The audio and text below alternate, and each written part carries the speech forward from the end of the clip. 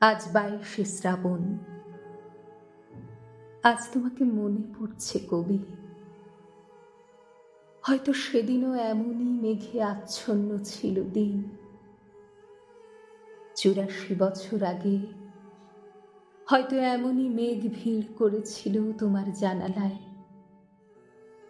আর অদ্ভুত বেদনা বিধুর রাগিনী মুচড়ে মুচড়ে উঠেছিল আকাশ এসরাজে।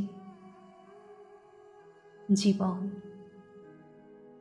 এক দীর্ঘ জীবনের সমাপ্তি সঙ্গীত রচিত হচ্ছিল করুণ বেহাগে। 84 বছর পরে আজও মেঘ ভিড় করে এসেছে জানালায়। দিনমান ঝিরঝির করছে বৃষ্টির কুঁড়ে।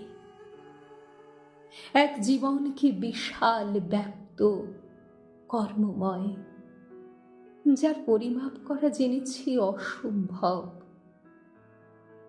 80 বছরের আয়ুষ্কালও কত ক্ষুদ্র মনে হয়, অথচ কারো কারো জীবনে ওই আয়ুষ্কালের অর্ধেকও আশ্চর্য দুর্বহ।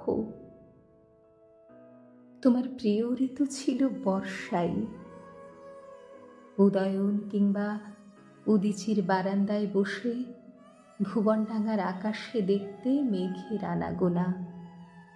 কেয়া বনে ঝরত বৃষ্টি, আর বাদল দিনের হাওয়ায় অফুরান গানে ভরে উঠত হাঁসের পালকের মতো গুচ্ছ গুচ্ছ সাদা পাতা। বর্ষাই ছিল চিরবিদায়কে বরণ করার উপযুক্ত ক্ষণ। শ্রাবণ আকাশের নিচে নিদ্রিত মহাজীবন। রোদন ভরা আকাশ। আজ তোমাকে মনে পড়ছে কবি।